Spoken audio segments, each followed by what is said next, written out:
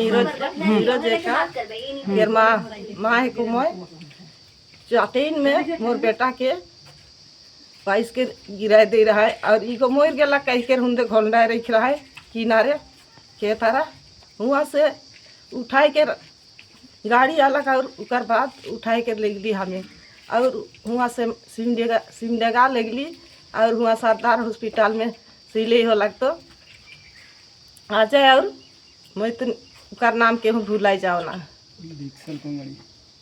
उकर बाते हुआ डॉक्टर मने इलाज कर ले और सिलाई कर ले धोलाई मुरुख खाइस खाइस कर धोलाई उकर बाते चाहे जगह इतना गाढ़ा मुड़ी में फिर 5 जगह यहाँ भी चोट भयंकर खून और लहू मुरुख बुहाला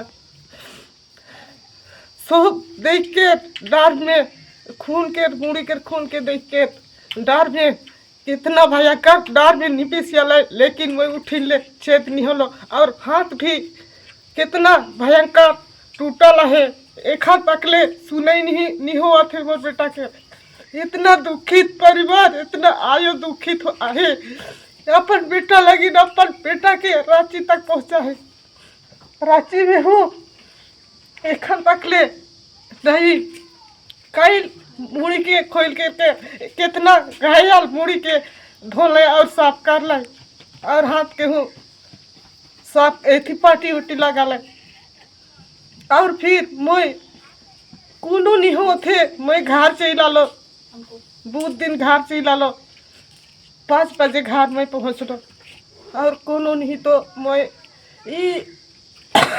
हमार गाँव वाला के लिख के मैं गेलो तो कोनो सुने ही नहीं एखन तक ले अनुसार नहीं मोर बेटा इतना घायल में है होल भी क्यों यहाँ इतनी नहीं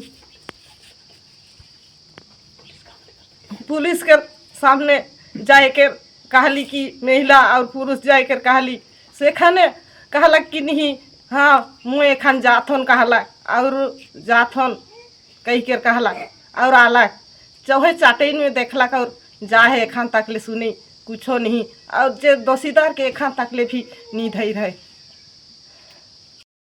नीरज के साथ जो घटना हुई चुनाव के दिन उसके बारे में थोड़ा बताइए आप।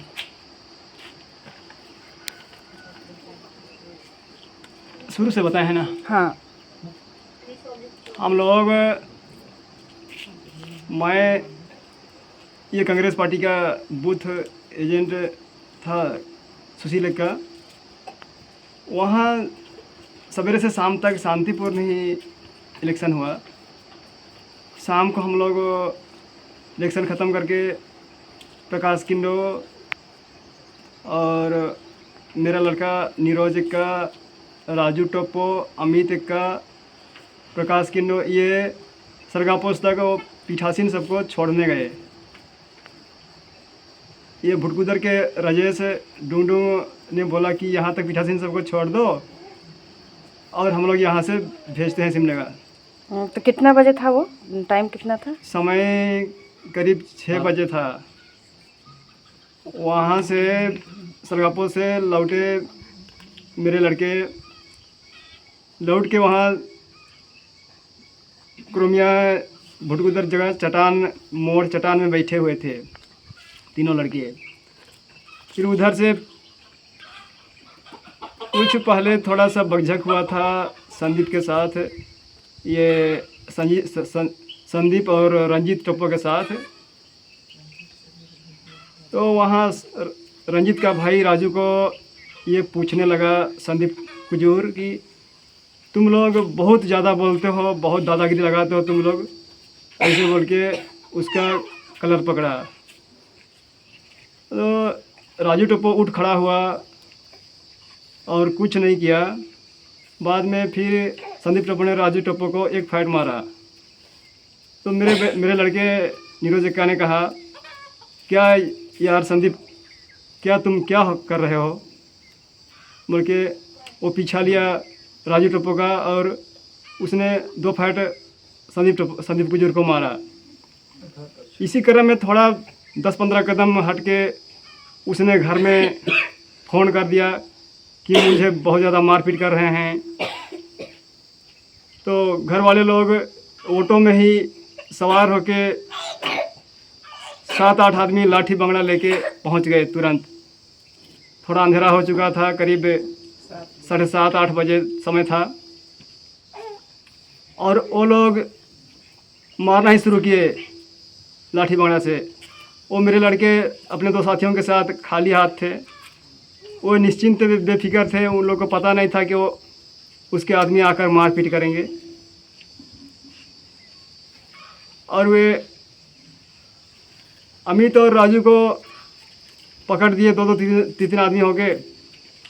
मेरा बेटा नीरज को सिंगल छोड़ दिए और एक लड़का संदीप टोपो मारने लगा नीरज को। फिर वह भागते हुए कुछ दूर गया और उसके सिर पर चोट लगी और गिर गया ज़मीन पर। फिर एक बार रोकते हुए उसके हाथ पर लाठी लगा और उसका हाथ टूट गया है। फिर ज़मीन पर गिरने के बाद कई लाठियाँ बहुत ज़ोरों से पीटा गया। मेरा बेटा बेहोश हो गया और वो लोग समझे कि अब ये मर गया। उसके बाद कुछ देर वो लोग खड़े रहे वहीं पर, और जब इधर उनको राजू टोपो और अमित एका को छोड़ दिए, उसके बाद वो लोग वहाँ पहुँचे और पानी उनी पिलाए। उसके बाद कुछ देर के बाद मेरा बेटा को होश आया। तब तक इधर हम लोग को कुछ सूचना मिली और हम लोग दौड़े और उधर से फ़ोन किए किसी ने एम्बुलेंस वाले के पास। एम्बुलेंस करीब पौने घंटे में पहुंची। उसके बाद हम लोग उठा के वहाँ से सदर अस्पताल ले गए।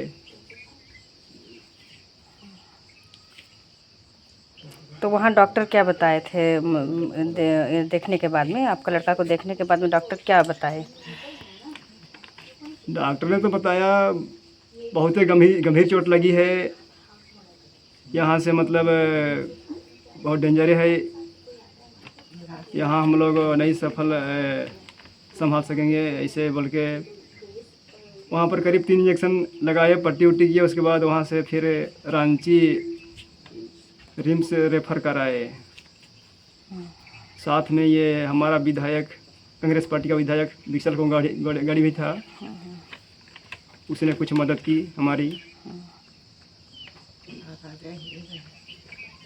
हमारा ये जिला अध्यक्ष जिला परिषद अजय का भी था। हम लोग जिस प्रकार गलती हुआ है उसका उचित न्याय चाहते हैं।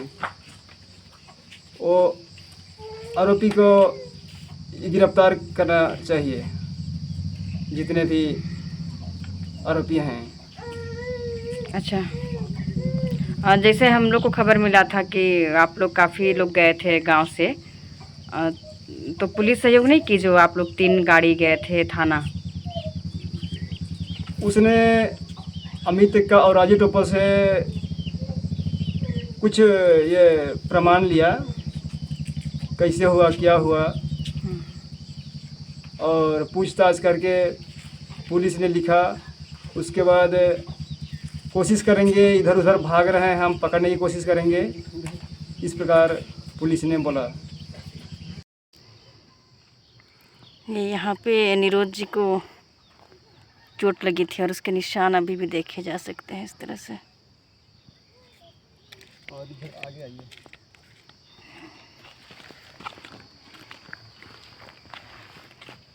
ये जपलंगा जाने वाली ही रोड है, यहाँ से होकर के जपलंगा गांव जाते हैं।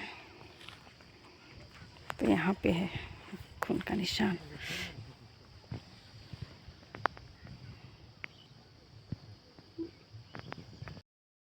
चुनाव ख़त्म हो गया है और चुनाव के बाद में बहुत दुखद घटना छट्टागर थाना क्षेत्र से आया, और अभी हम घटनास्थल पर ही खड़े हैं। और यहाँ बस इस मकसद से आए कि हमारे अपने लोग हैं जिनके साथ ये घटना हुई, और मुझे ऐसा लगता है कि सबसे सीधे साधे सरल स्वभाव के जो आदिवासी लोग हैं उन लोग बहुत बार बहुत सारी अपनी भावनाओं को व्यक्त करना नहीं जानते हैं, जिसकी वजह से इस तरह की घटनाएं होती हैं। और ये जो हुआ बहुत दुखद है।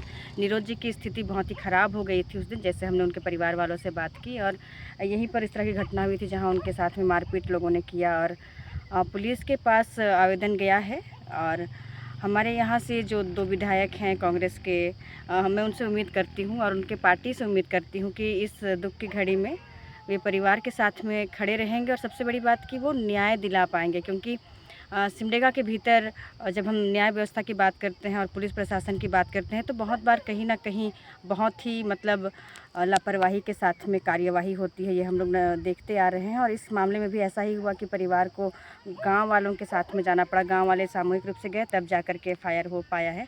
हालांकि जितने भी जनप्रतिनिधि हैं सब बढ़ चढ़ के इस मामले पर न्याय की उम्मीद लगाए हैं और न्याय के लिए लगातार पुलिस प्रशासन से बात कर रहे हैं। और मैं भी यहाँ उनसे रिक्वेस्ट करना चाहती हूँ, विशेष करके रूलिंग पार्टी के जो एमएलए हैं हमारे यहाँ के दोनों माननीयों से, कि वे इस जो घटना हुई है नीरोज जी के परिवार के साथ में खड़े रहेंगे और नीरोज को न्याय दिला पाएंगे। क्योंकि उसके साथ में जो हुआ, अगर ज़रा भी समय का हेर फेर होता तो शायद हम उनको खो बैठते, जितनी बात से पता चली है। तो उम्मीद करते हैं कि लोग भी समझेंगे। चुनाव का माहौल चला गया और हम लोग जिन मुद्दों को देख करके वोट किए हैं वो मुद्दा हम लोग को नेताओं की तरफ से मिल पाता है कि नहीं, ये भी सोचने का मतलब कि हमारे लिए ये घटना हो गया है कि कौन नेता लोग हैं जो लोग न्याय और निष्पक्षता के तरफ मतलब कि हमेशा खड़े रहते हैं और उसका साथ देते हैं।